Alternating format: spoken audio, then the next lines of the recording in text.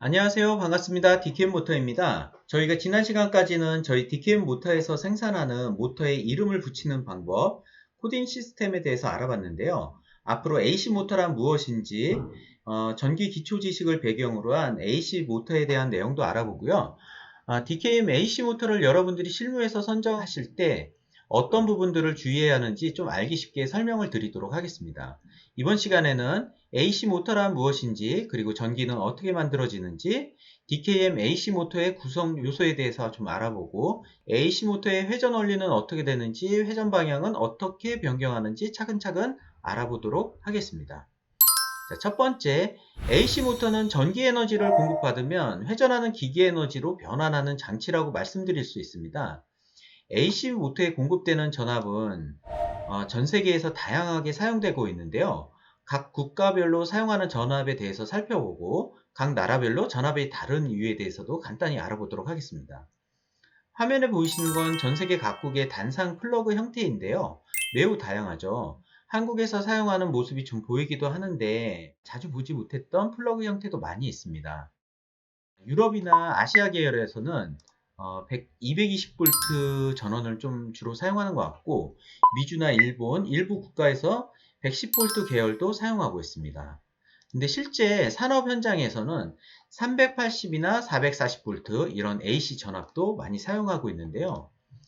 이렇게 다양한 전압을 왜 이렇게 틀리게 사용하게 될까요? 그건 각 나라별로 전기를 도입했을 당시에 해당 국가의 경제적 사용 환경 등을 고려해서 여러 가지 형태로 전압을 구분해서 사용하고 있는데요. 실제로는 화면에서 보이시는 것처럼 일반 사용자는 경험할 수 없는 높은 전압들도 많이 있습니다. 발전소에서 발생된 전압을 이 철탑과 변전소를 거쳐서 규모가 큰 대형 공장에서는 자체 변전소를 통해서 필요한 전압을 변환해서 사용하기도 하고요. 중소형 규모의 공장은 380V나 440V로 변환된 전압을 이제 받아서 사용합니다. 그리고 일반 가정에서는 220V 전원도 사용하고 있고요. 이 전기는 과연 어떻게 만들어지는지 간단히 좀 알아보려고 하는데요.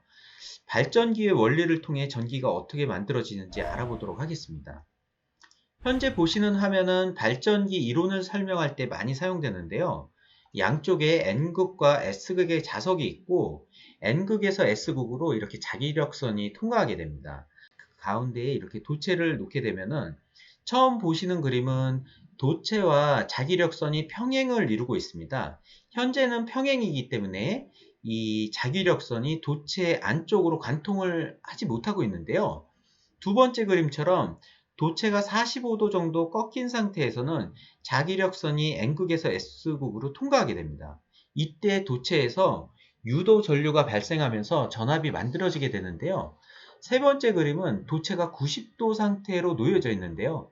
이때 자기력선이 가장 많이 통과하게 됩니다.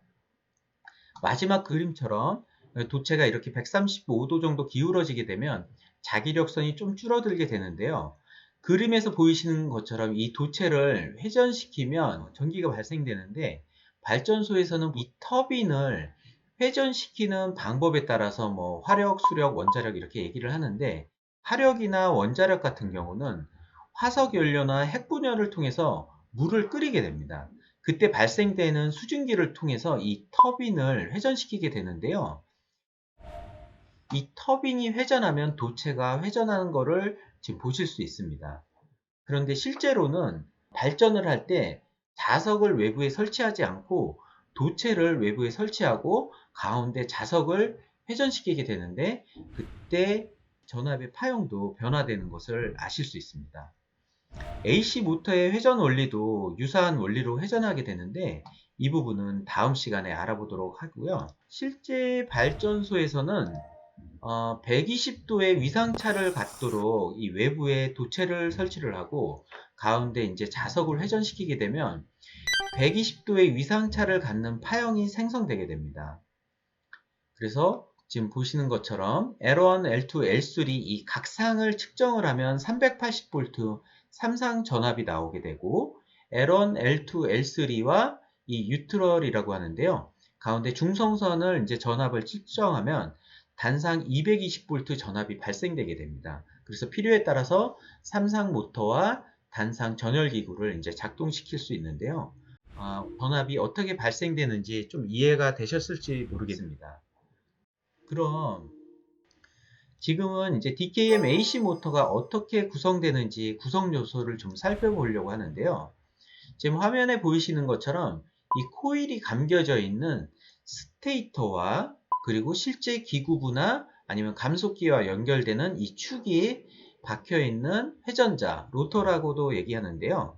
이 회전자와 로터를 안에 넣을 수 있는 모터 케이스, 그리고 전면부에 장착되는 플랜지 브라켓, 이렇게 기본적으로 4개의 구성품으로 구성이 되어 있고요. 모터는 항상 전기 에너지를 회전하는 기계 에너지로 변환할 때 전기적, 기계적 손실이 발생하는데요. 이 손실은 모두 열로 발생이 됩니다. 그래서 모터의 발열을 냉각시켜 줄 수 있는 냉각팬이 추가로 장착되기도 하고, 사용자의 필요에 따라 브레이크 혹은 스피드 모터와 관련된 부품인 TG 등이 추가로 구성 요소로 포함될 수 있습니다.